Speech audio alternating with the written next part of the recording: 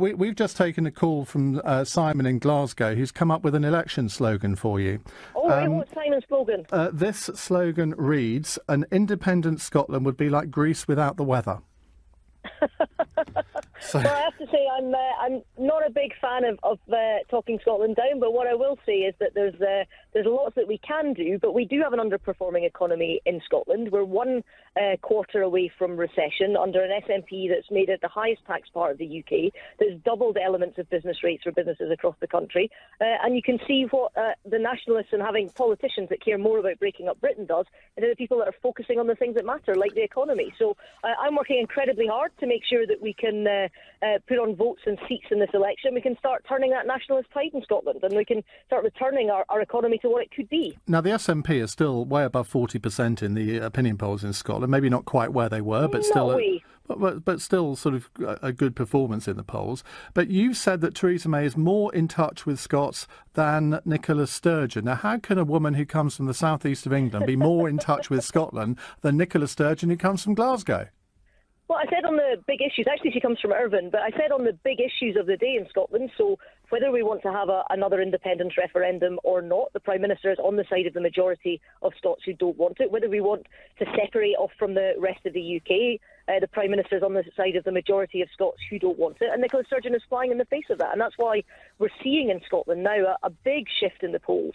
I think the last poll for the Times just yesterday showed a sort of 27% swing between the election in 2015 and now between the SNP and the Conservatives, because people across Scotland know that a vote for the Conservatives is the best way to get SNP MPs out, and it's the best way to help keep our country together. Do you think the appeal of nationalism is slightly on the wane in Scotland now? Well, I think that I think Nicola Sturgeon made a couple of very basic errors, and I think the first one that she did was to try and weaponise Brexit and showed that all she cares about is independence, because there are lots of issues that Brexit throws up, but none of them are answered by splitting up the UK, which is Scotland's biggest market, closest allies and greatest friends.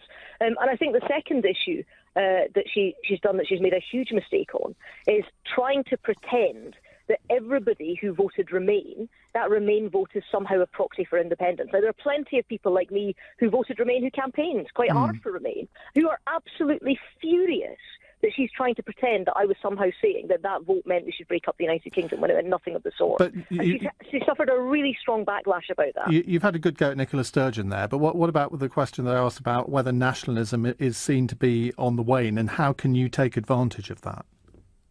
Well, I think it is, and I think people are looking around the world, and we're seeing there was a big rise of nationalist movements in lots of countries, and we've seen even in some of the results that in other European countries, we're seeing that maybe that tide is beginning to turn.